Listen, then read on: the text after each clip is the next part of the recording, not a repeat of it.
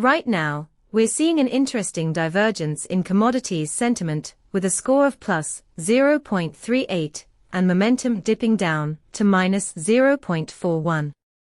This is unusual against the historical baseline, where positive sentiment typically aligns with upward momentum. The fact that sentiment is rising while momentum is falling indicates a potential shift in perception, perhaps signaling an upcoming change in sentiment-driven behaviors. With our API, you get real-time sentiment insights alongside detailed semantic clusters, allowing you to tailor your strategies effectively. Imagine using this data to enhance your trading algorithms, or to fine-tune your risk assessments based on the shifting landscape of commodity sentiment.